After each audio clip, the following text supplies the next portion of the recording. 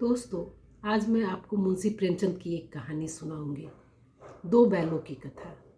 जानवरों में गधा सबसे ज़्यादा बुद्धिमान समझा जाता है। हम जब किसी आदमी को पहले दर्जे का बेवकूफ़ कहना चाहते हैं तो उसे गधा कहते हैं। गधा सचमुच बेवकूफ़ है या उसके सीधेपन, उसकी निरापद सहिष्णुता ने उसे यह पदवी दे दी है, यह निश्चय नहीं किया जा सकता। गाय सींग मारती है। ब्याही हुई गाय तो अनायास ही सिंहनी का रूप धारण कर लेती है। कुत्ता भी बहुत गरीब जानवर है, लेकिन कभी कभी उसे भी क्रोध आ ही जाता है। किंतु गधे को कभी क्रोध करते नहीं सुना, न देखा। जितना चाहो गरीब को मारो, चाहे जैसी खराब सड़ी हुई घास सामने डाल दो, उसके चेहरे पर कभी असंतोष की छाया भी नहीं दिखाई देगी। बैसाख में चाहे एक आध बार कुलेल कर लेता है, पर हमने तो उसे कभी खुश होते नहीं देखा। उसके चेहरे पर अस्थायी विषाद अस्थायी रूप से छाया रहता है। सुख दुख हानि लाभ किसी भी दशा में उसे बदलते नहीं देखा। ऋषि मुनियों के जितने गुण हैं वे सभी उसमें पराकाष्ठा को पहुंच गए हैं, पर आदमी उसे बेवकूफ़ कहता है। सद्गुणों का इतना अनादर, कदाचित सीधापन संसार के लिए उपयुक्त नहीं है। देखिए ना, भारतवासियों की अफ्रीका में क्या दुर्दशा हो रही है। क्यों अमेरिका में उन्हें घुसने नहीं दिया जाता। बेचारे शराब नहीं पीते, 4 पैसे कुछ समय के लिए बचा कर रखते हैं, जीत तोड़ कर काम करते हैं, किसी से लड़ाई झगड़ा नहीं करते, 4 बातें सुनकर गम खा जाते हैं, फिर भी बदनाम हैं। कहा जाता है वे जीवन के आदर्श को नीचा करते हैं। अगर वे ईंट का जवाब पत्थर से देना सीख जाते तो शायद सब कहलाने लगते। जापान की मिसाल सामने है। एक ही विजय ने उन्हें संसार की सभ्य जातियों में गण्य बना दिया। लेकिन गधे का एक छोटा भाई और भी है, जो उससे कम ही गधा है, और वह है बैल। जिस अर्थ में हम गधा का प्रयोग करते हैं, कुछ उसी से मिलते जुलते अर्थ में बछिया के ताऊ का भी प्रयोग करते हैं। कुछ लोग बैल को शायद बेवकूफ़ी में सर्वश्रेष्ठ कहेंगे, मगर हमारा विचार ऐसा नहीं है। बैल कभी कभी मारता भी है, कभी कभी अड़ियल बैल भी देखने में आता है, और भी कई रीतियों से अपना असंतोष प्रकट कर देता है। अतएव उसका स्थान गधे से नीचा है। झूरी के पास 2 बैल थे, हीरा और मोती। देखने में सुंदर, काम में चौकस, कील में ऊंचे। बहुत दिनों साथ रहते रहते दोनों में भाईचारा हो गया था। दोनों आमने सामने या आसपास बैठे हुए एक दूसरे से मुख भाषा में विचार विनिमय किया करते थे।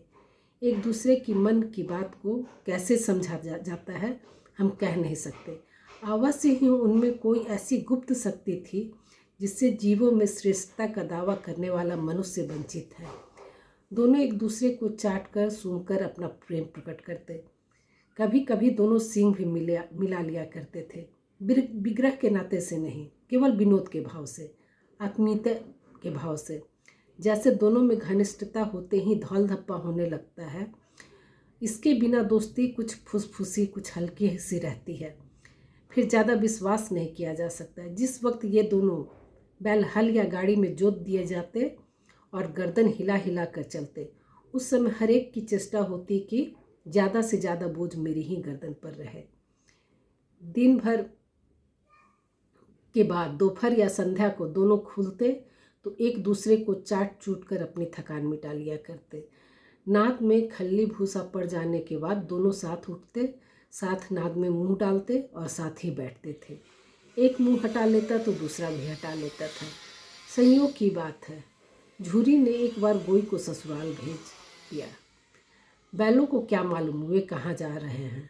समझे मालिक ने हमें बेच दिया। अपना यूँ बेचा जाने उन्हें अच्छा नहीं लगा, पर झूरी के साले गया को घर तक गोई को ले जाने में दांतों पसीना आ गया।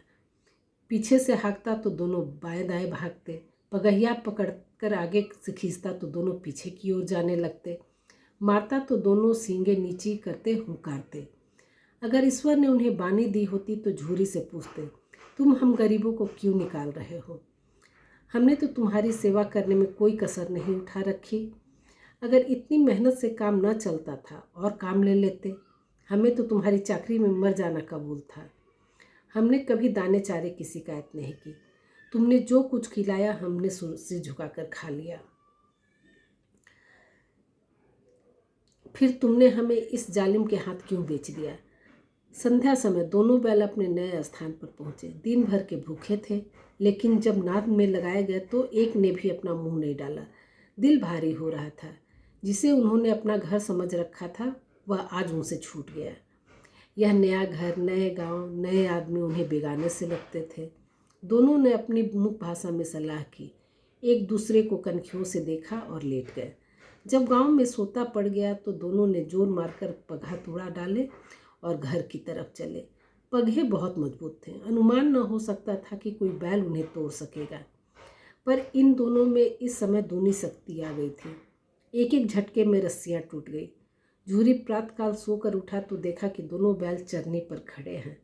दोनों की गर्दनों में आधा आधा गराव लटक रहा था। घुटने तक पांव कीचड़ से भरे हैं और दोनों की आंखों में विद्रोह में स्नेह झलक रहा था। झूरी बैलों को देखकर स्नेह से गदगद हो गया। दौड़कर उन्हें गले लगा लिया। प्रेमालिंगन और चुंबन का वह दृश्य बड़ा ही मनोहर था। घर और गांव के लड़के जमा हो गए और तालियां बजा बजा कर उनका स्वागत करने लगे। गांव के इतिहास में यह घटना अभूतपूर्व न होने पर भी महत्वपूर्ण थी। बाल सभा ने निश्चय किया, दोनों वीर पशुओं को अभिनंदन पत्र देना चाहिए। कोई अपने घर से रोटियां लाया, कोई गुड़, कोई चोकर, कोई भूसी। एक बालक ने कहा, ऐसे बैल किसी के पास न होंगे। दूसरे ने समर्थन किया, इतनी दूर से दोनों अकेले चल कर आए। तीसरा बोला, बैल नहीं है, वे उस जन्म के आदमी हैं। इसका प्रतिवाद करने का किसी को साहस नहीं हुआ। झूरी की स्त्री ने बैलों को द्वार पर देखा तो जल उठी। बोली, कैसे नमक हराम बैल हैं कि एक दिन भी वहाँ काम न किया, भाग खड़े हुए। झूरी अपने बैलों पर यह आक्षेप न सुन सका। नमक हराम क्यों है?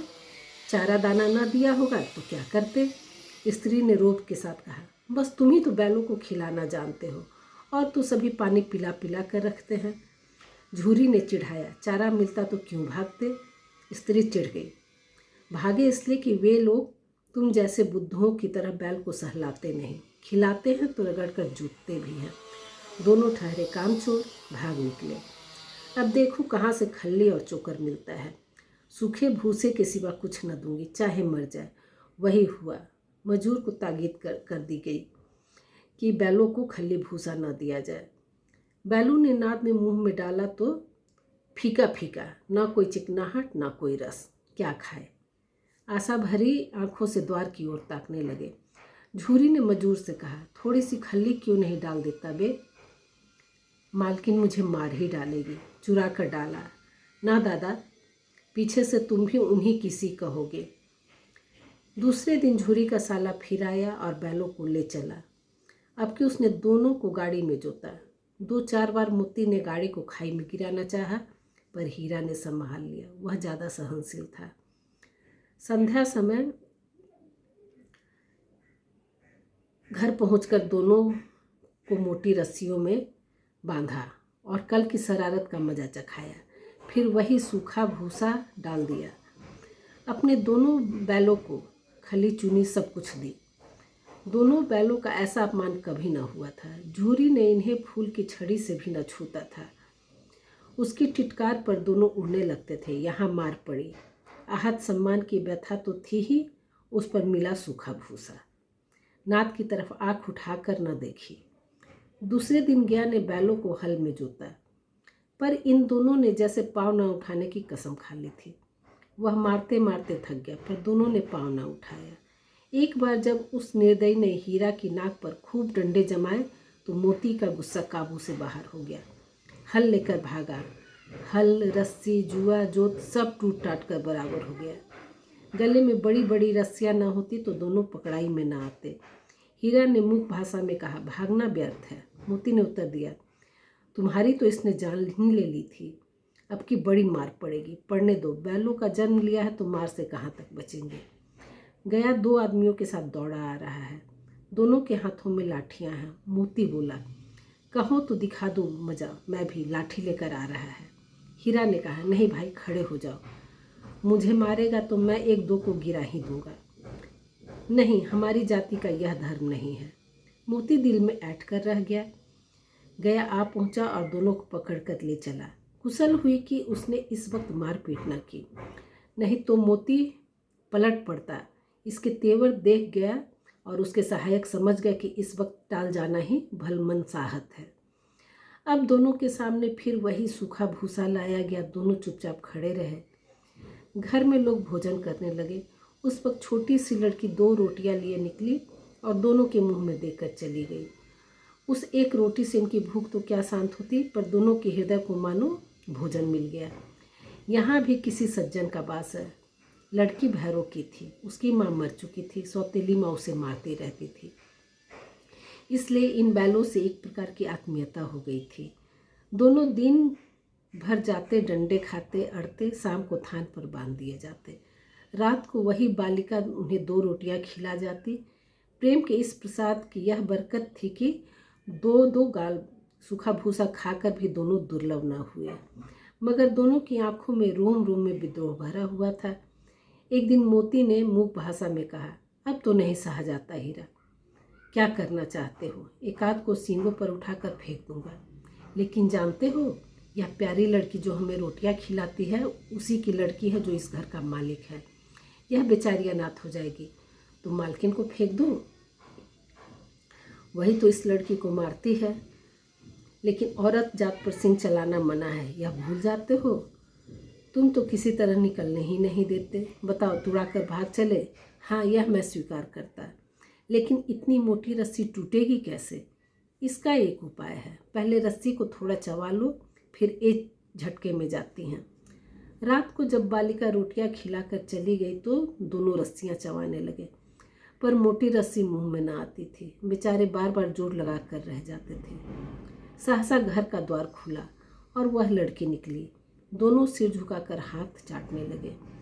दोनों की पूंछें खड़ी हो गई। उसने उनके माथे सहलाया और बोली, खोल देती हूँ, चुपके से भाग जाओ, नहीं तो ये लोग मार डालेंगे। आज घर में सलाह हो रही है कि इनकी नाथों में नथ डाल दी जाए। उसने गराब खोल दिया, पर दोनों चुप खड़े रहे। मोती ने अपनी भाषा में पूछा, अब चलते क्यों नहीं? हीरा ने कहा, चले तो, लेकिन कल इस अनाथ पर आफत आएगी, सब इसी पर संदेह करेंगे। सहसा बालिका चिल्लाई, दोनों फूफा वाले बैल भागे जा रहे हैं, ओ दादा, ओ दादा। दोनों बैल भागे जा रहे हैं, जल्दी दौड़ो। गया हड़बड़ा कर भीतर से निकला और बैलों को पकड़ने चला। वे दोनों भागे, गया ने पीछा किया। और भी तेज हुए, गया ने शोर मचाया। फिर गांव के कुछ आदमियों को भी साथ लेने के लिए लौटा। दोनों मित्रों को भागने का मौका मिल गया। सीधे दौड़ते चले गए, यहाँ तक कि मार्ग का ज्ञान न रहा। जिस परिचित मार्ग से आए थे उसका यहाँ पता न था। नए नए गांव मिलने लगे। जब दोनों एक खेत के किनारे खड़े होकर सोचने लगे अब क्या करना चाहिए, हीरा ने कहा, मुझे मालूम होता है राह भूल गए हैं। तुम भी बेतहाशा भागे, वहीं उसे मार गिराना था। उसे मार गिराते तो दुनिया क्या कहती। वह अपने धर्म छोड़ दे, लेकिन हम अपना धर्म क्यों छोड़े? दोनों भूख से व्याकुल हो रहे थे। खेत में मटर खड़ी थी, चरने लगे। रह रह कर आहट लेते रहे, कोई आता तो नहीं है। जब पेट भर गया, दोनों ने आज़ादी का अनुभव किया तो मस्त होकर उछलने कूदने लगे। पहले दोनों ने डकार ली, फिर सींग मिलाकर एक दूसरे को ठेकने लगे। मोती ने हीरा को कई कदम पीछे हटा दिया, यहाँ तक कि वह खाई में गिर गया। तब उसे भी क्रोध आ गया, संभल कर उठा और मोती से भिड़ गया। मोती ने देखा कि खेल में झगड़ा हुआ चाहता है तो किनारे हट गया। अरे यह क्या, कोई साढ़ डॉकता चला आ रहा है। हाँ, साढ़ ही है। वह सामने आ पहुंचा। दोनों मित्र बगले झाँकने लगे। साढ़ पूरा हाथी था। उससे भिड़ना जान से हाथ धोना था, लेकिन न भिड़ने पर भी जान बचती नजर नहीं आती। इन्हीं की तरफ आ भी रहा था। इतना भयंकर सूरत है, मोती ने मूक भाषा में कहा। बुरे फंसे, जान बचेगी? कोई उपाय सोचो, हीरा ने चिंतित स्वर में कहा। अपने घमंड में फूला हुआ है, आरजू बिनती न सुनेगा। भाग क्यों न चले? भागना का अरता है तो फिर यहीं मरो। बंदा, मैं तो 9-2-11 होता, और जो दौड़ाए तो फिर कोई उपाय सोच जल्दी। उपाय यह है कि उस पर दोनों जने एक साथ चोट करें। मैं आगे से रगेदता हूँ, तुम पीछे से रगेदो। दोहरी मार पड़ेगी तो भाग खड़ा होगा। मेरी ओर झपटे, तुम बगल से उसके पेट में सींग घुसेड़ देना। जान जोखिम है, पर दूसरा उपाय नहीं है। दोनों मित्र जान हथेली पर लेकर लपके। साड़ को भी संगठित शत्रुओं से लड़ने का तजुर्बा न था। वह तो एक शत्रु से मल्लयुद्ध करने को आदी था। जब ही हीरा पर झपटा, मोती ने पीछे से दौड़ाया। साड़ उसकी तरफ मुड़ा तो हीरा ने रगेदा। साड़ चाहता था कि एक एक करके दोनों को गिरा ले, पर ये दोनों भी उस्ताद थे, उसे वह अवसर न देते थे। एक बार साड़ झल्ला कर हीरा का अंत कर देने के लिए चला तो मोती ने बगल से आकर उसके पेट में सींग भोंक दिया। साड़ क्रोध में आकर पीछे फिरा तो हीरा ने दूसरे पहलू से सींग चुभो दिया। आखिर बेचारा जख्मी होकर भागा और दोनों मित्रों से दूर तक पीछा किया, यहाँ तक कि साड़ बेदम होकर गिर पड़ा। जब दोनों ने उसे छोड़ दिया, दोनों मित्र जीत के नशे में झूमते चले जाते थे। मोती ने सांकेतिक भाषा में कहा, मेरा जी चाहता था कि बचाया को मार ही डालूं। हीरा ने तिरस्कार किया, गिरे हुए बैरी पर सींग न चलाना चाहिए, यह सब ढोंग है। बैरी को ऐसा मारना चाहिए कि फिर न उठे। अब घर कैसे पहुँचेंगे यह सोचो, पहले कुछ खा ले तो सोचे। सामने मटर का खेत था ही, मोती उसमें घुस गया। हीरा मना करता रहा पर उसने एक न सुनी। अभी 2 ही 4 ग्रास खाए थे कि आदमी लाठियाँ लिए दौड़े और दोनों मित्रों को घेर लिया। हीरा तो मेड़ पर था, निकल गया। मोती सिंचे हुए खेत में था, उसके खुर कीचड़ में धंसने लगे, न भाग सका, पकड़ लिया। हीरा ने देखा संगी संकट में है तो लौट पड़ा, फंसेंगे तो दोनों फंसेंगे। रखवालों ने उसे भी पकड़ लिया। प्रातःकाल दोनों मित्र काजी हाउस में बंद कर दिए गए। दोनों मित्रों को जीवन में पहली बार ऐसा सभीका पड़ा था कि सारा दिन बीत गया और खाने को एक दिन का भी न मिला। समझ में न आता था यह कैसा स्वामी है। इससे तो गया फिर भी अच्छा था। यहाँ कई भैंसें थी, कई बकरियाँ, कई घोड़े, कई गधे, पर किसी के सामने चारा न था। सब जमीन पर मुर्दों की तरह पड़े थे। कई तो इतने कमज़ोर हो गए थे कि खड़े भी न हो सकते थे। सारा दिन मित्र फाटक की ओर टकटकी लगाए रहते, पर कोई चारा न लेकर आता दिखाई दिया। तब दोनों ने दीवार की नमकीन मिट्टी चाटनी शुरू की, पर इससे क्या तृप्ति होती। रात को भी जब कुछ भोजन न मिला तो हीरा के दिल में विद्रोह की ज्वाला दहक उठी। मोती से बोला, अब नहीं रहा जाता मोती। मोती ने सिर लटकाए हुए जवाब दिया, मुझे तो मालूम होता है कि प्राण निकल रहे हैं, आओ दीवार तोड़ डाले। मुझसे तो अब कुछ नहीं होगा। बस इसी बूते पर अकड़ते थे, सारी अकड़ निकल गई। बाड़े की दीवार कच्ची थी, हीरा मजबूत तो था ही। अपने नुकीले सींग दीवार में गड़ा दिए और जोर मारा तो मिट्टी की एक चिपड़ निकल आया। फिर तो उसका साहस बढ़ा। उसने दौड़ दौड़ कर दीवारें पर चोट की और हर चोट में थोड़ी थोड़ी मिट्टी गिराने लगा। उस समय काजी हाउस का चौकीदार लालटेन लेकर जानवरों की हाजिरी लेने आ रहा था। हीरा का उदड़पन देख उसे कई डंडे रसीद किए और मोटी सी रस्सी से बांध दिया। मोती ने पड़े पड़े कहा, आखिर मार खाई, क्या मिला? अपने बूते भर जोर तो मार दिया। ऐसा जोर मारना किस काम का कि और बंधन में पड़ गए। जोर तो मारता ही जाऊंगा, चाहे कितने भी बंधन पड़ते जाए। जान से हाथ धोना पड़ेगा, कुछ परवाह नहीं। यूँ भी तो मरना ही है। सोचो दीवार खुद जाती तो कितनी जानें बच जाती। इतने भाई यहाँ बंद है, किसी की देह में जान नहीं। 2-4 दिन यही हाल रहा तो मर जाएंगे। हाँ, यह बात तो है। अच्छा तो फिर ला, मैं भी जोर लगाता हूँ। मोती ने भी दीवार में सींग मारा। थोड़ी सी मिट्टी गिरी और फिर हिम्मत बढ़ी। फिर तो वह दीवार में सींग लगाकर इस तरह जोर करने लगे मानो किसी प्रतिद्वंदी से लड़ रहा है। आखिर कोई 2 घंटे की जोर आजमाइश के बाद दीवार ऊपर से लगभग 1 हाथ गिर गई। इससे दूनी शक्ति से दूसरा धक्का मारा तो आधी दीवार गिर गई। दीवार का गिरना था कि अधमरे से पड़े हुए सभी जानवर चेत उठे। तीनों घोड़ियाँ सरपट भाग निकली, फिर बकरियाँ निकली, इसके बाद भैंस भी खसक गई, पर गधे अभी तक ज्यों के त्यों खड़े थे। हीरा ने पूछा, तुम क्यों नहीं भाग जाते? एक गधे ने कहा, जो कहीं पकड़ लिए जाए तो क्या हर्ज है, अभी तो भागने का अवसर है। हमें तो डर लगता है, हम यहीं पड़े रहेंगे।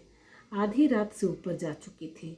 दोनों गधे अभी तक खड़े सोच रहे थे भागे या ना भागे, और मोती अपने मित्र की रस्सी तोड़ने में लगा हुआ था। जब वह हार गया तो हीरा ने कहा, तुम जाओ, मुझे यहीं पड़ा रहने दो, शायद कहीं भेंट हो जाए। मोती ने आंखों में आंसू लाकर कहा, तुम मुझे इतना स्वार्थी समझते हो? हीरा, हम और तुम इतने दिनों एक साथ रहे हैं, आज तुम विपत्ति में पड़ गए हो तो मैं तुम्हें छोड़कर अलग हो जाऊं? हीरा ने कहा, बहुत मार पड़ेगी, लोग समझ जाएंगे यह तुम्हारी शरारत है। मोती ने गर्व से बोला, जिस अपराध के लिए तुम्हारे गले में बांधना पड़ा उसके लिए अगर मुझे मार पड़े तो क्या चिंता। इतना तो हो ही गया कि 9-10 प्राणियों की जान बच गई, वे सब तो आशीर्वाद देंगे। यह कहते हुए मोती ने दोनों गधों को सींगों से मार मार कर बाड़े से बाहर निकाला और तब अपने बंधु के पास आकर सो रहा। भोर होते ही मुंशी और चौकीदार तथा अन्य कर्मचारियों में कैसी खलबली मची, इसे लिखने की जरूरत नहीं। बस इतना ही काफ़ी है कि मोती की खूब मरम्मत हुई और उसे भी मोटी रस्सी से बांध दिया गया। 1 सप्ताह तक दोनों मित्र वहाँ बंधे पड़े रहे। किसी ने चारे का एक तृण भी न डाला। हाँ, एक आध बार पानी दिया जाता था, यही उनका आधार था। दोनों इतने दुर्लभ हो गए थे कि उठा तक नहीं जाता था। ठठरियाँ निकल आई थी। एक दिन बाड़े के सामने डुग्गी बजने लगी और दोपहर होते होते वहाँ 50-60 आदमी जमा हो गए। जब दोनों मित्र निकाले गए और लोग आकर उनकी सूरत देखते और मन फीका कर कर चले जाते। ऐसे मृतक बैलों का कौन खरीदार होता है। सहसा एक डढ़ियल आदमी जिसकी आंखें लाल थी और मुद्रा अत्यंत कठोर आया और दोनों मित्र के कुल्हों में उंगली गोदकर मुंशी जी से बातें करने लगा। चेहरा देखकर अंतर्ज्ञान से दोनों मित्रों का दिल कांप उठा। वह क्यों है और क्यों टटोल रहा है, इस विषय में उन्हें कोई संदेह न हुआ। दोनों ने एक दूसरे को भीत नेत्रों से देखा और सिर झुका लिया। हीरा ने कहा, गया के घर से नाहक भागे, अब तो जान न बचेगी।